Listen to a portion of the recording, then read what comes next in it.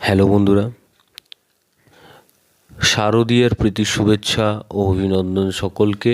শুভ সপ্তমী সকলকে। তো আজকে কথা বলবো দেবের প্রজাপতি 2 ছবির টিজার চলে এসছে। তো সেইটা অফিসিয়ালি এখনও ইউটিউবে আসেনি। তো সেইটা দেবের রঘু ডাকাত ছবির সাথে অ্যাটাচমেন্ট হয়ে সিনেমা হলে দেখা যাচ্ছে। তো আজকে সেটা নিয়ে কথা বলবো। তো আমরা প্রজাপতি ছবিটা দেখেছিলাম বাবা ছেলের সম্পর্ক, এবং প্রজাপতি 2-এ আমরা দেখতে পাবো বাবা ছেলে এবং বাবা মেয়ে, তাদের সম্পর্ক বা তাদেরকে আমরা দেখতে পাবো এই ছবির মধ্যে। তো ছবির গল্পটা কি হতে চলেছে সেটা আমি বলি যে দেব এখানে একজন শেফের কাজ করেন বিদেশে, এবং তার একটি বাচ্চা মেয়ে আছে, কিন্তু তার মা নেই। তো সেটা তার মার মানে দেবের যে ওয়াইফ, তার কি হয়েছে, সে চলে গেছে না মারা গেছে, তো সেইটা এই টিজারের মধ্যে ক্লিয়ার করা হয়নি। তবে দেখা যাচ্ছে দেব একজন শেফের ক্যারেক্টার করছে এবং তার একটি মেয়ে আছে, এবং সে তার মেয়েকে মানুষ করছে। এবং অপরদিকে দেবের বাবার চরিত্রে অভিনয় করছেন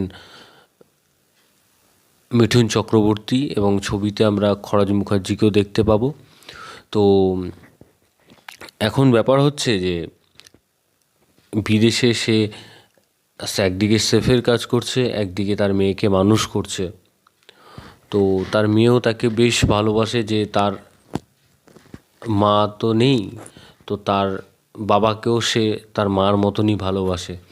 এবং এই সব মিলিয়ে কিভাবে ছবিটা আগে এগোবে সেটাই এখন দেখার বিষয়। এবং ছবিতে একটা জায়গায় মিঠুন চক্রবর্তীরও একটা কিন্তু ডায়লগ আছে যে তুই তোর মেয়ের জন্য যদি সব কিছু করতে পারিস, তো আমি আমার ছেলের জন্য সব কিছু করতে পারি। তো এরকম একটা ডায়লগ কিন্তু রয়েছে। তবে এখন দেখা যাক যে এই ছবির মধ্যে যে হিরোইন আছে তার ক্যারেক্টারটা কী হতে চলেছে, যে সে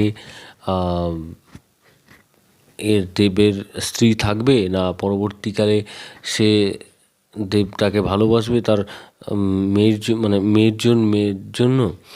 তো সেটার জন্য আমাদের এখন দেখা যাবে, পরবর্তীতে ট্রেলার যখন আসবে তখন দেখা যাবে।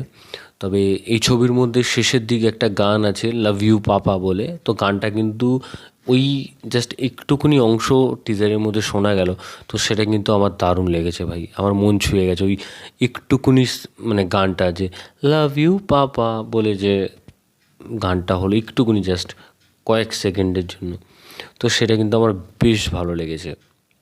তো সব মিলিয়ে দেখা যাক কী হয়, এবং ট্রেলার আসবে তো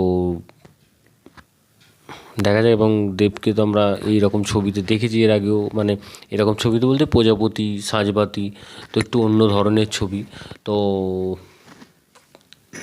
দেখা যাক।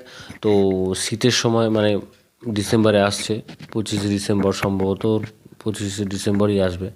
তো ভিডিওটা তোমাদের যদি ভালো লেগে থাকে তোমরা কমেন্ট সেকশানে কমেন্ট করে জানিয়ে দাও, এবং সাবস্ক্রাইব করো চ্যানেল পে বাংলা পিবি, এবং বেল আইকনে ক্লিক করতে বলো না। বেল আইকনে ক্লিক করলে তোমরা সবার আগে নোটিফিকেশন পেয়ে যাবে। ধন্যবাদ।